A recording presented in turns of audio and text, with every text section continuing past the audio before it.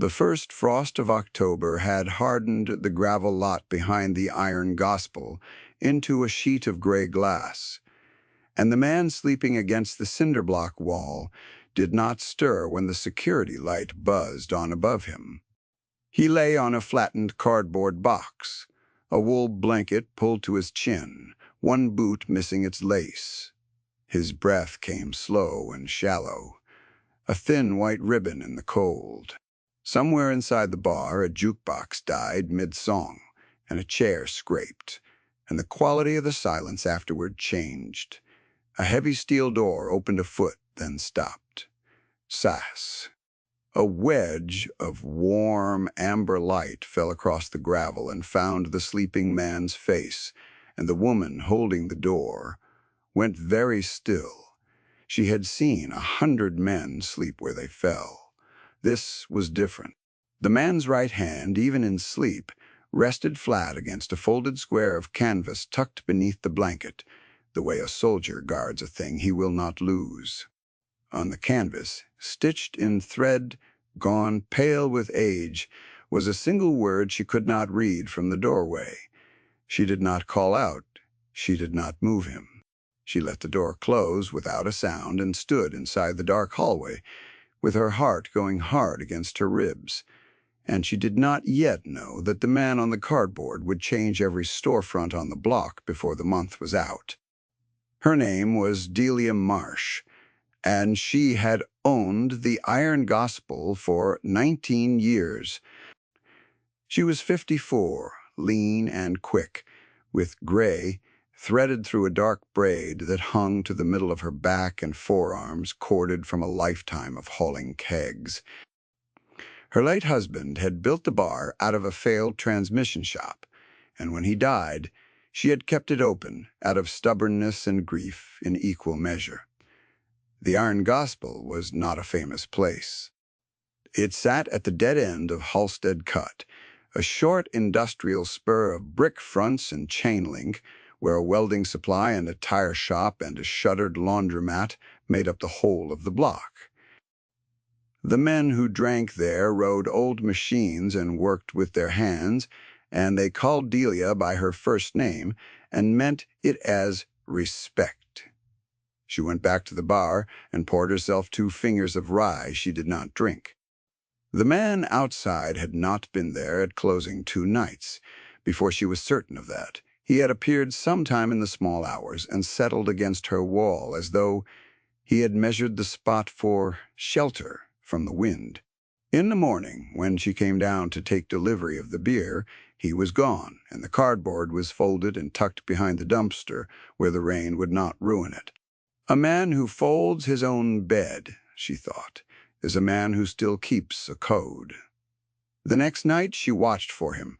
She kept the back light off, and the door cracked, and at a little past 3, she heard the gravel shift under a careful weight.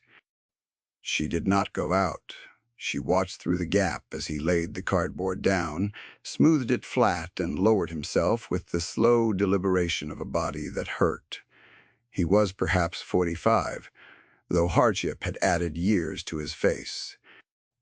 His hair was cropped close and going to iron at the temples, and a beard, 3 weeks unshaved, framed a jaw set hard even in exhaustion. A long scar ran from the corner of his left eye down into the beard, an old wound healed clean. He folded the canvas square and set it beneath his head, and this time the security light caught the stitched word plainly. It read, Rye. Why? In the morning, she left a thermos of coffee and a paper sack of biscuits on the upturned milk crate by the dumpster. She did not sign it. She did not wait to watch him take it. When she came down the second time, the thermos sat empty and rinsed and capped, the sack folded into a neat square, and, on top of it, weighted by a stone, was a torn corner of cardboard with 3 words written in a careful hand. It said, I will go. She stood in the cold, reading it, and felt something close around her throat, Because the note was not a thanks, and it was not a plea. It was the apology of a man who believed his presence was a debt he could not pay. She wrote underneath it, "You will not," and she set it back beneath the stone. That was how it began. The slow negotiation across a milk crate, two people who had not yet spoken a word aloud. Each morning the crate held something new. A second blanket, folded square, the way she had learned he liked things. A pair of work gloves she had bought at the welding supply, claiming to the owner they were for her own raw hands. A tube of antibiotic cream left beside the gloves the day she noticed the knuckles of his right hand had split in the cold and gone an angry red. He never took more than he needed.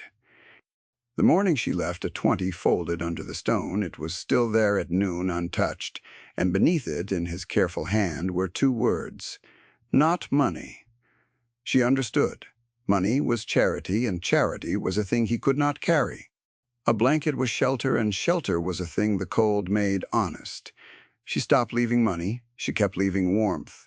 Delia learned his rhythms. He came after 3 and left before 6. He never entered the lot when a customer's bike was still parked. He never touched the door, never tried the lock, never asked for anything. Once, near dawn, a stray dog had come nosing at the dumpster, ribs showing through wet fur. She had watched from the window as Reyes broke his own biscuit in half and set it down on the gravel and waited, not moving, until the dog crept close enough to take it. He did not pet the animal. He did not coax it. He only made sure it ate before he did. A man who feeds the stray before himself, she thought, has not lost the thing that matters, no matter what else the world has taken. On the 4th morning, she came down early enough to catch him folding the cardboard, and she stood in the doorway with the light behind her, and she said the first thing either of them had said. "There's a cot in the storeroom," she said. "It's dry. Nobody uses it." The man named Reyes turned, and for a moment his eyes had the flat readiness of someone who expects a trap in any kindness. Then the readiness went out of them, and what was left was only tired. "I'm not your problem, ma'am," he said. His voice was low and even, sanded down to the bare boards. "Didn't say you were," Delia answered. "Said there's a cot." He looked at her a long moment. Then he looked at the folded canvas in his hands, the one stitched with his name, and something in him decided he did not say yes. He picked up the milk crate, carried it to the back step, and set it down square against the wall, the way a man squares a thing that will stay. It was not yes. It was closer than no. And Delia understood that with a man like this, you did not win trust by asking for it. You won it by leaving the door open and looking away. What she did not know, what she would not learn for another week, was who had put him on the street and why. And that the answer ran straight through the man who already owned half of Halstead Cut and wanted the rest. His name was Garrett Voss, and he arrived 3 days later in a car that cost more than the welding supply made in a year. It was a low silver thing that idled like a held breath, and it stopped in front of the Iron Gospel at the wrong hour, 2 in the afternoon, when the bar was empty and Delia was alone restocking the cooler. Voss came in without knocking, because men like Voss did not knock. He was perhaps 40, trim and pressed, his suit the deep charcoal of expensive cloth, and his shoes polished to a wet shine that looked obscene against the scarred plank floor. He smiled the whole time he spoke, and the smile never once reached his pale, careful eyes. "Mrs. Marsh," he said, "I represent Halstead Holdings. We've made offers on every property on this spur. You're the last." He laid a folder on the bar, squared it with 2 fingers. "Above market. Cash.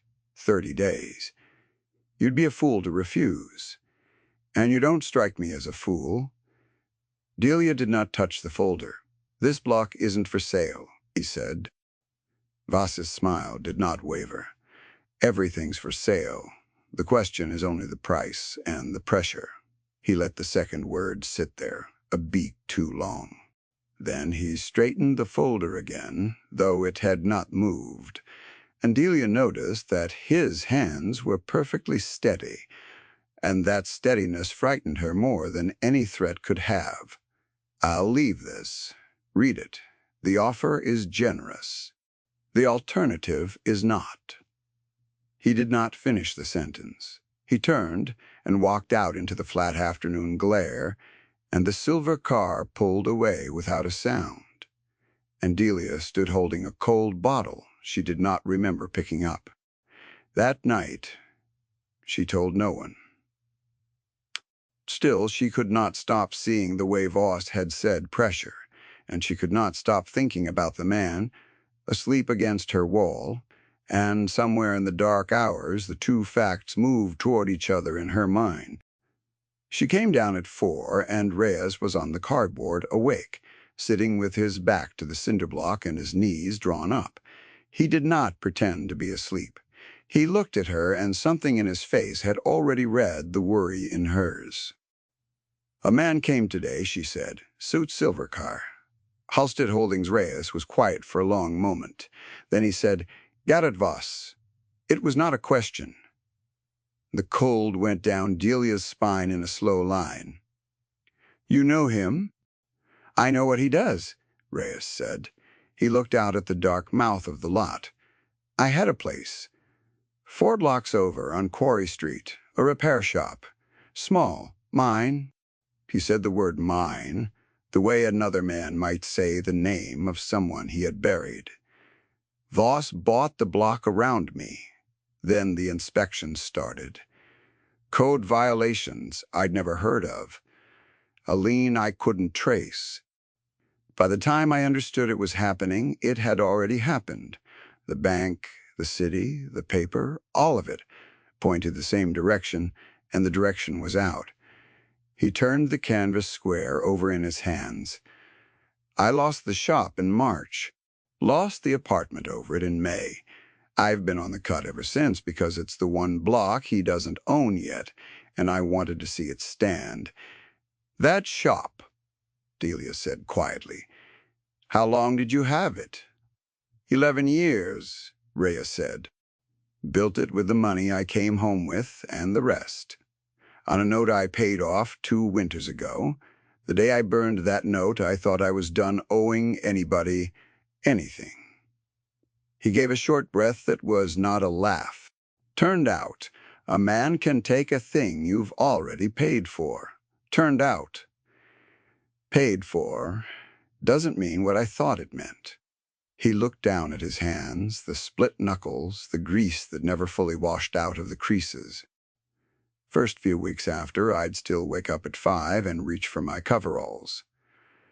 Body didn't know the shop was gone. Took longer than the lien did to teach it. Delia sat down on the back step in the cold. You've been guarding my wall, she said slowly. On purpose. I've been watching the block, Reyes said. The wall was just where the wind doesn't reach.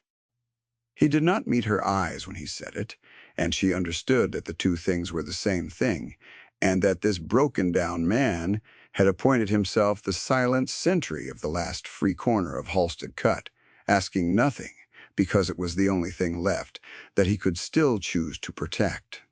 She thought about that all the next day. She thought about it while she pulled drafts for the afternoon regulars, and while she counted the till, and while she read, for the 3rd time, the generous and terrible offer in Voss's folder. And that evening, when the regulars came in, she did something she had not planned to do. She told them. She told them about the silver car and the word pressure. She told them about the lien on Quarry Street and the man who had lost his shop to a paper trail no one could follow. She told them about the soldier asleep against the wall, folding his own bed, leaving notes under a stone, watching over a block that was not his to protect. The bar had been loud with the ordinary noise of men at the end of a shift, the clack of pool balls and the low argument over a ball game, and as she spoke, the noise died by degrees. A man named Cobb, who ran the tire shop 2 doors down and had the forearms to prove it, set down his cue and did not pick it back up. The owner of the welding supply, a quiet widower named Esposito, turned on his stool. One by one, they set down their glasses, and the quiet that swept through the room was immediate and suffocating. "My uncle had a shop on Quarry," Cobb said into the silence. His voice had gone careful. 18 months back. Lost it to the bank, he said. "Bad luck," he said. He looked at the others. "He hasn't been right since. Thinks it was something he did." Esposito nodded slowly. "There was a man came to me, too," he said. "Last spring, silver car." I told him no. Then my water got shut off over a bill I'd already paid. Took me 3 weeks and a lawyer to turn it back on. He looked at his hands. I thought it was the city being the city. The room rearranged itself around those 2 confessions. It was no longer one widow's trouble. It was a pattern half felt by every man in the room, and the naming of it changed the air. There was a man among them they called Tolman, the oldest of the writers, heavy-set and barrel-chested and well past 60, with a full gray beard that reached the second button of his shirt and hands like cured oak. He wore a black leather cut worn soft as cloth, and across the back, in arched gold thread gone dull, were the words Steel Covenant, and beneath them a stylized iron bell. He was the president of the Steel Covenant, a small, old riding club that had drunk at the Iron Gospel since before Delia's husband died. And when Tolman set down his glass, the whole room waited. "This Voss," Tolman said. His voice was a low gravel rumble that seemed to come up out of the floor. "He uses paper, city paper, bank paper, court paper." He turned the glass a slow quarter turn on the bar. "Paper's only strong as the hand that hides behind it." He looked at Delia. "Where's your soldier sleeping tonight?" "Out back," Delia said. "Against the wall," Tolman stood. He was not a fast man, but when he moved, the room rearranged itself around him. "Bring him in," he said. "A man who'd guard a wall. That isn't his. Doesn't sleep on gravel while we drink under a roof." It was not sentiment. Tolman did not deal in sentiment.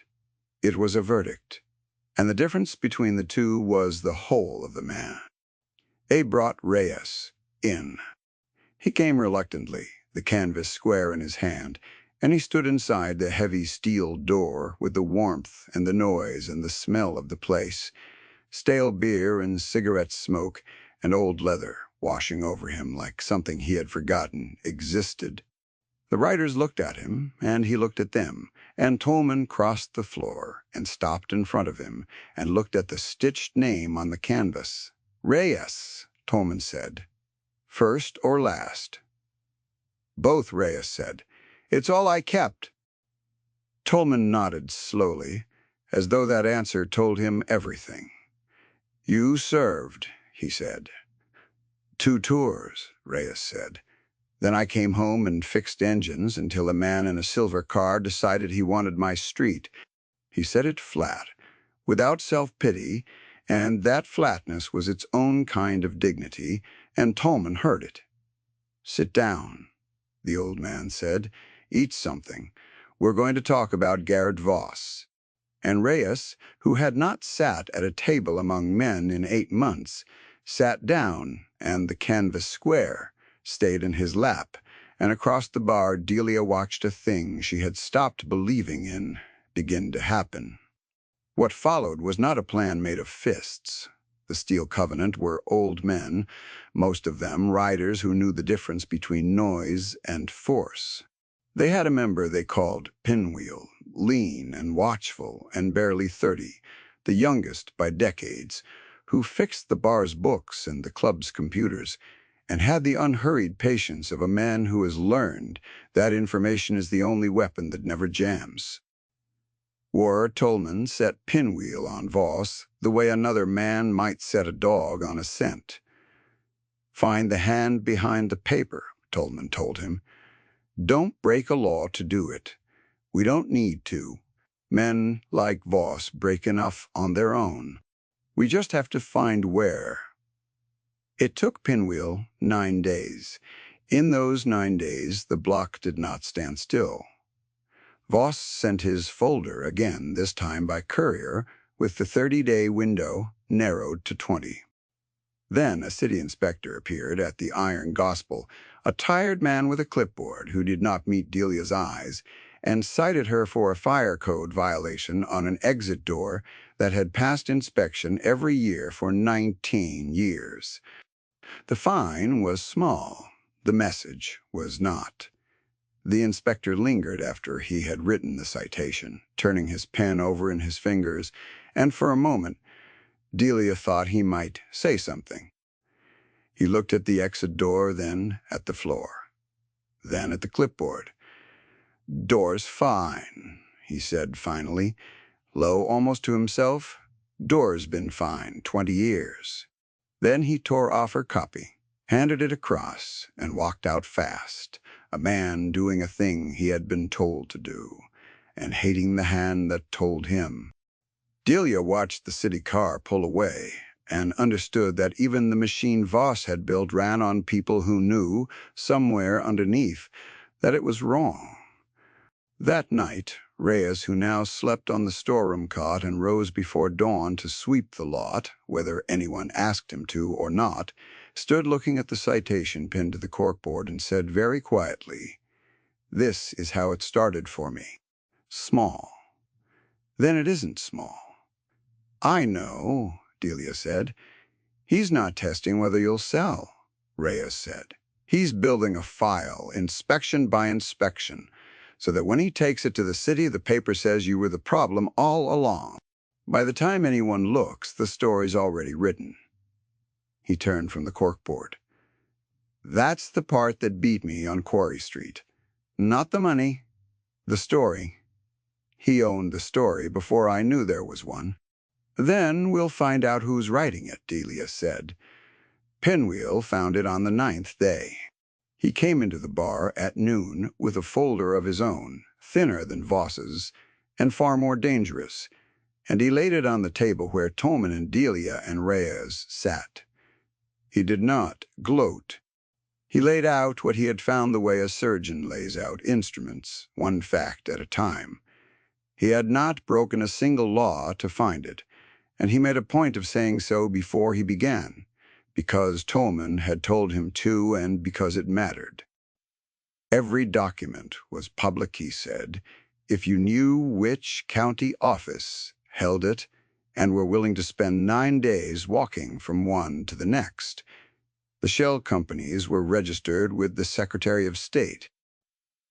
The variances were on file with the clerk. The board votes were in the minutes, which the law required be kept, though it did not require they be easy to read. The whole crime had been hidden in plain sight behind nothing more than the reasonable certainty that no one without money would ever have the patience to assemble it. That certainty was the only wall Voss had, and Pinwheel had walked around it one office at a time. Halstead Holdings, he said, was not the buyer. It was a shell, one of 4, all of them pointing up through a chain of paper to a single name.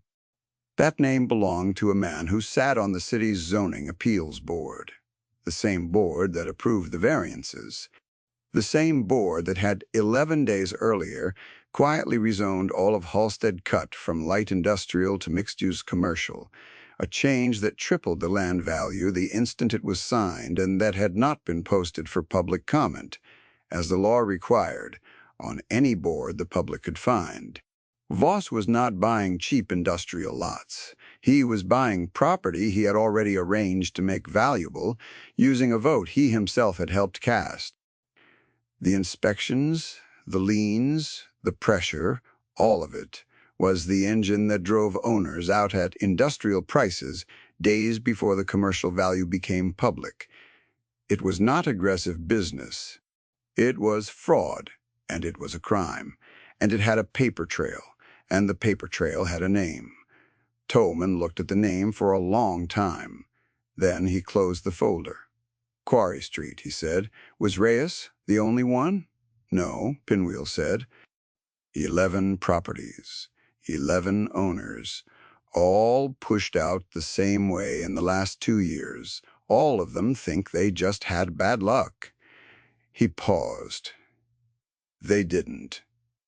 Reyes had gone very still. 11, he said. You weren't beaten, Pinwheel told him. You were robbed by a man who made it look like the weather. And Reyes put his hand flat on the canvas, square, in his lap. The soldier's old habit, the guarding of the thing he would not lose, and Delia saw the years of self-blame go out of him like a tide. Here was the moment the Steel Covenant might have chosen violence, and did not.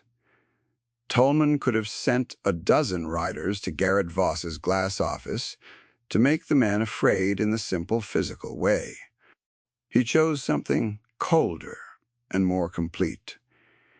He understood, as Voss did not, that the only thing that could destroy a man who hid behind paper was more paper, held by the right hands in the right room at the right moment. They did not go to the police. The police in Halstead Cut were a number you called to be put on hold. They went, instead, to the 11. Reyes went with them, because Reyes knew the streets and the faces and the particular shame of a person who has lost a shop and believes it was their own failure. He sat at kitchen tables and on stoops and told 11 families that they had not failed, that the bad luck had a name, and that there was a folder. The first door was the hardest. It belonged to Cobb's uncle, a wiry old man named Hollis, who had not opened his blinds in a year. He let them in only because Cobb vouched, and he sat at his kitchen table with his arms crossed and his jaw set, certain he was about to be sold something or pitied, and he could not have said which he hated more. Reyes did not sit at first. He stood by the door, the canvas square in his jacket, and he told the old man about Quarry Street in a flat voice without a single soft word in it. He told him about the inspections and the lien and the bank and the way the whole apparatus had pointed one direction. And somewhere in the telling, Hollis's crossed arms came loose, and his hard jaw began to work, and when Reyes laid the single page of the zoning record on the table and put his finger on the date, the old man stared at it for a long time, and then put his face in his weathered hands and wept the dry, awful weeping of a man crying for the first time in years. I told my boy it was my fault, Hollis said when he could speak. I told him his old man wasn't sharp enough anymore. It wasn't your fault, Reyes said. It was built so you'd think that that's the part I want them to answer for. And Hollis lifted his head and looked at the scarred man standing by his door and said, What do you need me to sign?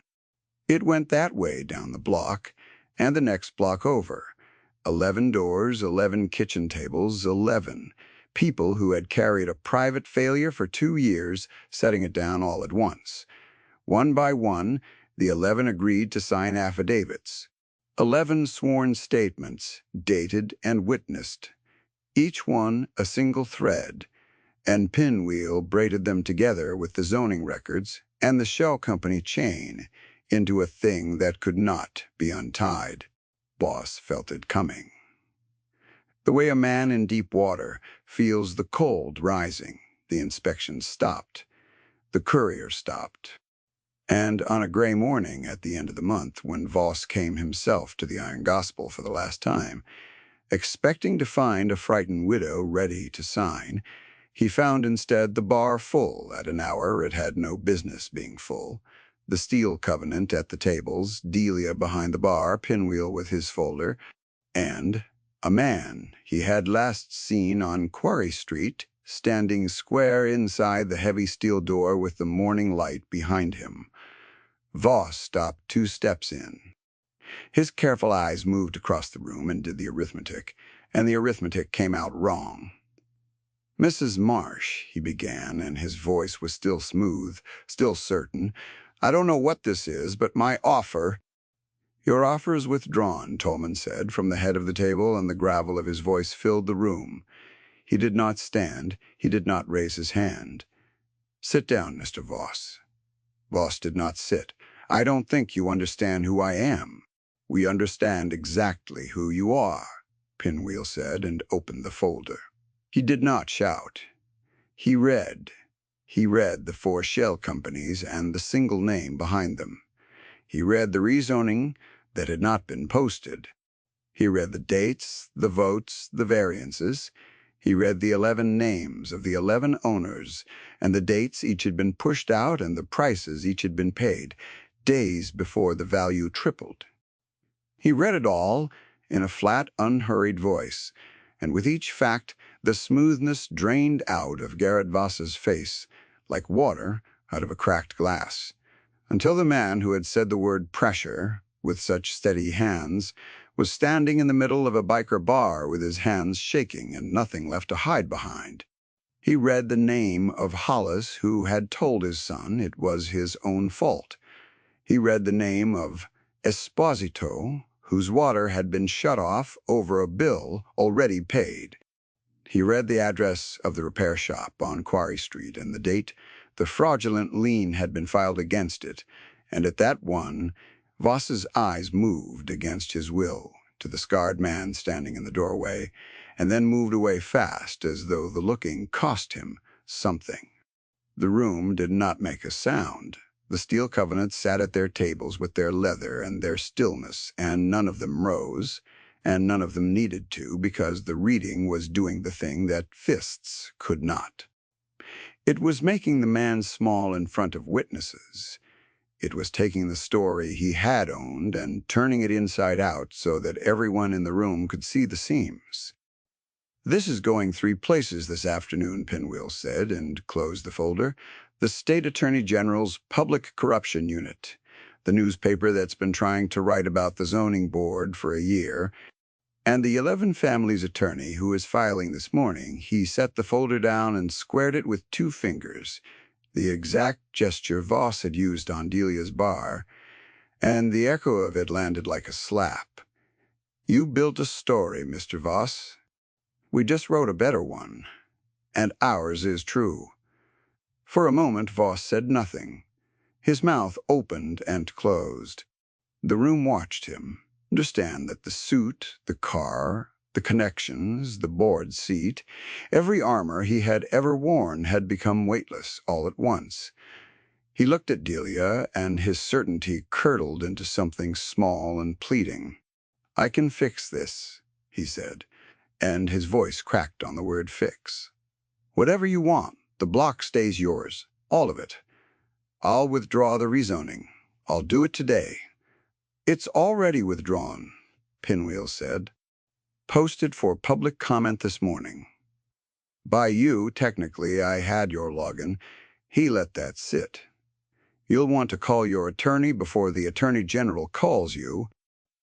Voss turned to the door, the only instinct left to him, and the man named Reyes was standing in it. The 2 of them had not spoken since Quarry Street. Voss looked at the scarred face, at the stitched canvas, and a flicker of recognition crossed his features, and then a deeper thing, a fear that had nothing to do with the bikers at the tables and everything to do with a debt he had not known he was running from. Reyes did not move to block him. He stepped aside. "Go on," Reyes said, his voice low and even. "Nobody here's going to touch you. We don't have to." And that, more than any blow, was the thing that broke Garrett Voss, the knowledge that these men, who could have made him afraid in the oldest way, had chosen instead to simply tell the truth and let it bury him. He went out into the flat gray daylight with his polished shoes loud on the gravel and the silver car pulled away, and it did not idle like a held breath this time. It fled. The story moved. Fast after that, the way truth does once it stops being hidden. The newspaper ran it across the front page. The Attorney General's unit, which had been circling the zoning board for a year without a thread to pull, found in Pinwheel's folder 11 threads at once. The rezoning was voided. The man whose name sat behind the shells resigned his board seat within the week and was indicted within the month. Garrett Voss, who had been only the hand and not the head, made the choice such men always make when the paper turns on them, and traded everything he knew for a lighter fall. Halstead Holdings dissolved into the lawyers. And the 11 owners of the 11 properties who had spent 2 years believing they were failures learned in a single morning that they had been robbed, and that the robbery had been undone, and that some of what was taken could be returned. For Reyes, the return was the shop on Quarry Street. The lien was found to be fraudulent and voided. The sale was reversed. It took until spring, and it took more of Pinwheel's quiet work and the 11 families' attorney. But on a morning in April, Reyes stood again in the empty bay of his own repair shop, the canvas square folded in his jacket pocket, and ran his hand along the cold steel of the lift he had thought he would never see again. The place had been stripped in his absence. The benches were gone, the rolling cabinets, the compressor he had rebuilt twice. Whoever had cleared it had left only the lift, too heavy and too bolted to be worth the hauling, and a calendar still turned to the month he had lost it, the days after a certain date never crossed off. He stood looking at that calendar for a while. Then he took it down off the nail, folded it once, and set it in the trash, and the small finality of that act was the first thing in a year that had felt like a beginning instead of an end. He did not have to rebuild it alone. Cobb came down from the tire shop with a hand truck and his 2 new hires, and they spent a Saturday moving in benches. The welding supply had been storing in their back room since Esposito heard the shop was coming back. Hollis, who had not opened his blinds in a year, showed up on the second Saturday with his son and a coffee can full of sockets. Every one of them cleaned and oiled and pressed it into Reyes's hands, and by the third Saturday the bay smelled of solvent and fresh paint and the particular metallic warmth of a place where engines would be fixed again, and that smell, more than the deed or the voided lien or the reversed sale, was the thing that told Reyes it was truly his. He did not stay on the storeroom cot after that. He did not leave the cot either. He kept a key to the Iron Gospel's back door, and most mornings he came by before opening to sweep the lot, a habit he never explained and Delia never questioned. The Steel Covenant made him a friend of the club, which, among those old men, was a thing not given lightly, and Tolman, who did not deal in sentiment, rode the 4 blocks to Quarry Street on the day the shop reopened and parked his old machine in the bay and said only, "Good lift," which from Tolman was a speech. The block stood. The welding supply stayed open. The tire shop hired 2 more men. The shuttered laundromat reopened under one of the 11 who used the return money to do it. Hollis came back too, not to a shop of his own this time, but to a workbench in the corner of Reyes's Bay, where he rebuilt carburetors 3 days a week and argued with the younger men about the right way to do it, and slept, his son said, through the night again. The cut filled back up the slow way, one lit window at a time, until a street that had been going dark came on again like a thing remembering itself. And the Iron Gospel sat where it had always sat at the dead end of Halstead Cut, no longer the last free corner, because the whole block was free now, and the men who rode old machines and worked with their hands still came in after their shifts and called Delia by her name, and meant it as respect. On a warm evening late in spring, Delia came down to the lot to lock up and found Reyes there, leaning against the cinder block wall in the exact spot where he had once slept on a flattened box. He was not sleeping. He was looking at the wall, at the place his head had rested through the coldest nights of his life. He had a thermos in his hand, the same dented thermos, full of coffee he had made in his own shop, and carried 4 blocks to share. "You're up early," Delia said, though it was evening and the old joke was their own. "Habit," Reyes said. He poured coffee into the cup and handed it to her, and poured the rest into the thermos lid for himself, and the two of them stood against the warm brick in the last of the light. Out at the mouth of the lot the street lamp came on, sodium orange, and caught the chrome of a row of old machines parked in a loose line, the Steel Covenant in for the evening. Their leather cuts hung on the backs of the bar stools inside. "You ever going to tell me what you wrote on that canvas?" Delia said. "Under your name?" Reyes was quiet a moment. Then he took the folded square out of his jacket and turned it over and held it where the streetlight could reach it. Beneath the stitched name are E's, in the same pale thread, were 3 more words. And Delia read them and did not say anything, because some things do not need an answer, only a witness. The words said, "Still on watch." He folded it again and put it away, and the two of them stood drinking coffee against the wall, while the engines ticked and cooled in the lot, and the worn light spilled out the open door behind them. And for the first time in a long time, the man named Reyes did not feel like a debt he could not pay.